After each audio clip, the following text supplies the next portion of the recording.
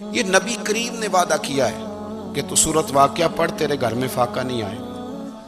حضرت عبداللہ ابن مسعود رضی اللہ تعالیٰ عنہ بیمار تھے تو حضرت عثمان غنی رضی اللہ تعالیٰ عنہ تیمارداری کے لیے تشریف لے گئے اور جا کر کے کہا کہ آپ بڑے بیمار ہیں، آپ کی بیٹیاں زیادہ ہیں، میں چاہتا ہوں کہ خزانے میں سے کچھ مدد کروں۔ تو سیدنا عبداللہ ابن مسعود رضی اللہ تعالیٰ عنہ اٹھ کے بیٹھ گئے اور کہنے لگے، امیر المومنین، اللہ آپ کو میری طرف سے، میری بیٹیوں کی طرف سے بہتر صلہ دے، میری بیٹیوں کو کسی خزانے کی ضرورت نہیں، میں نے انہیں خزانہ دے دیا ہے۔ کہا جناب آپ نے کون سا خزانہ دیا ہے، میں آپ کے مالی معاملات کو جانتا ہوں۔ تو فرمانے لگے، امیر المومنین، میرے نبی کریم نے فرمایا ہے جو سورت واقعہ پڑھے اسے کبھی فاقہ نہیں آتا، میں نے بیٹیوں کو یاد کرا دی ہے، یہ خزانہ میں نے انہیں دے دیا ہے۔ وہ سارے والدین سنیں جو بیٹیوں کے لیے پریشان رہتے ہیں۔ حضرت عبداللہ ابن مسعود نصیحت کر رہے ہیں، فرمانے لگے میں نے سورت واقعہ یاد بھی کرا دی ہے، پڑھنے کی عادت بھی ڈال دی ہے۔ حضور نے فرمایا ہے جو سورت واقعہ پڑھے اسے فاقہ نہیں آتا۔ کہنے لگے چاند تو اپنی جگہ چھوڑ سکتا ہے، سورج گر سکتا ہے، تارے ٹوٹ سکتے ہیں، پر مدینے والے رسول کی بات غلط نہیں ہو سکتی۔ حضور نے فرمایا فاقہ نہیں آئے گا تو انشاءاللہ کبھی بھی نہیں آئے گا۔ کرنے کا کام یہ ہے کہ ہم اپنے معاملات، اپنی عبادات، اپنی دعائیں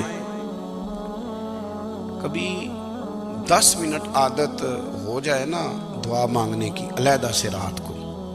حضور نے فرمایا جو فرض نماز کے بعد دعا مانگے اللہ اس کی قبول کر لیتا ہے۔ نبی پاک صلی اللہ تعالیٰ علیہ وسلم نے فرمایا اللہ مسافر کی دعا قبول فرماتا ہے۔ حضور نے فرمایا اللہ مظلوم کی دعا قبول فرماتا ہے۔ حضور نے فرمایا بیمار سے دعا کراؤ اللہ اس کی دعا قبول فرماتا ہے۔ میرے نبی پاک نے فرمایا ماں باپ جب بھی اولاد کے لیے ہاتھ اٹھائیں، ویسے تے بلے شاہ تو آسمانی اٹھ دیا ہی پھڑ دیں، جڑا گھر بیٹھا انہوں بڑھیا ہی نہیں۔ حضور فرمانے لگے ماں باپ جب بھی اولاد کے لیے دعا فرمائیں اللہ ان کی دعا کو قبول کرتا ہے۔ آپ اپنا تعلق بنائیں، دعا کے ساتھ، عبادت کے ساتھ، مصلی کے ساتھ رشتہ بنائیں، استغفار پڑھیں۔ صلاح الدین ایوبی صلیبی جنگوں میں تھے، رات کو مسجد اقصیٰ میں نماز پڑھی تو پریشان تھے۔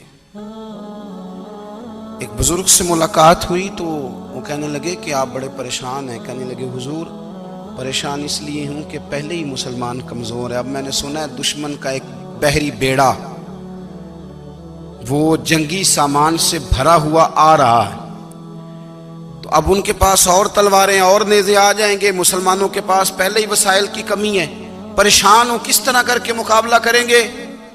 یہ بات کہتے